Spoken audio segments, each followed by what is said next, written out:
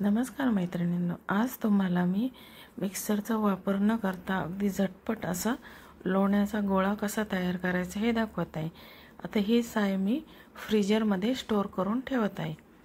तर बघा मैत्रिणींनो, आपण आता ही साय फ्रीजरमध्ये ठेवलेली होती। आता ती वरती काढून आपल्याला 5-6 तासासाठी वर काढून ठेवायची आहे, कारण ती त्याचा बर्फ तयार झालेला असतो आणि तो वितळला जातो। त्यामुळे ती 5-6 तास वर काढून ठेवली आहे। बघा आता अशा प्रकारे ती मेल्ट झालेली आहे। आता आपल्याला यामध्ये 2 चमचे दही टाकायचं आहे। आता ती साय अगोदर मेल्ट करून घ्यायची आणि 2 चमचे दही टाकून आपण ती ठेवायची आहे।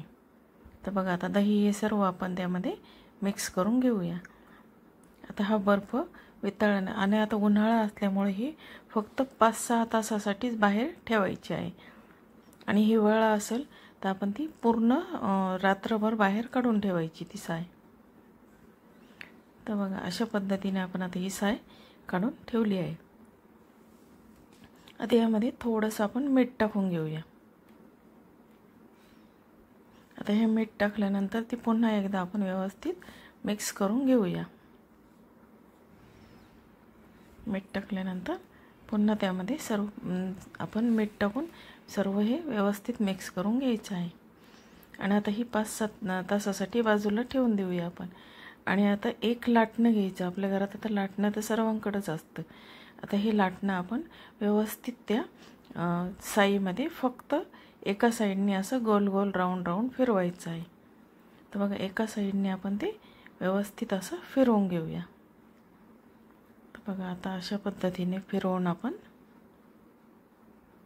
बघा आता अशा पद्धतीने आपण हे लाटणं त्यामध्ये फिरवून घेत आहोत।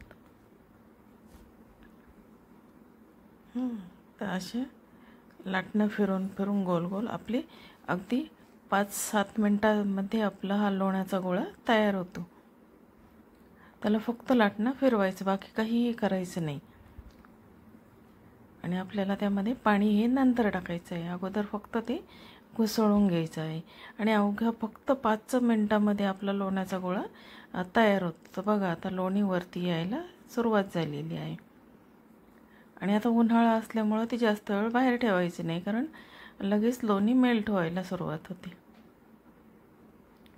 तर बघा अशा पद्धतीने ते गोल गोल फिरवून घेऊया आपण। आणि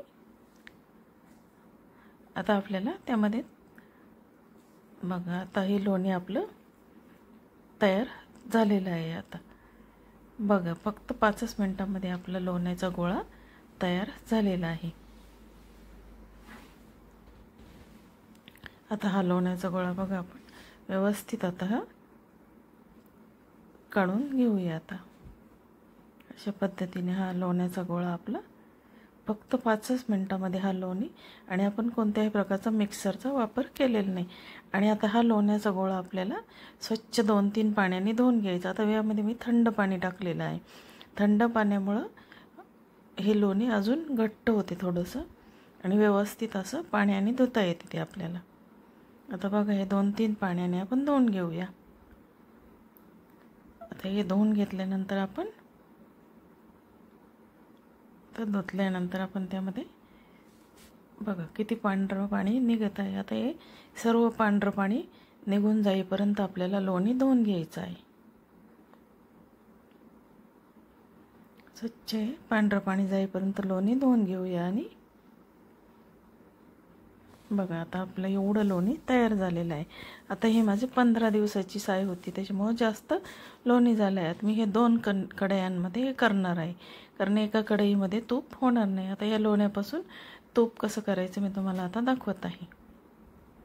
आणि या ठिकाणी आपण कोणत्याही प्रकारचा मिक्सरचा वापर केला नाही, आणि आपले भांडेसुद्धा या ठिकाणी जास्त घासायला पडलेले नाही। फक्त एक कढई आणि आपण साय साठवली आहे एवढं भांडे, एवढे 2च भांडे आपल्याला घासायला तयार होतात। आपण ज्या कढईमध्ये आपण तूप करणार आहोत त्याच कढईमध्ये घुसळून घ्यायचं, आणि ज्याच्यात आपण साय साठवली आहे त्या भांड्यामध्ये सुद्धा आपण घुसळू शकतो।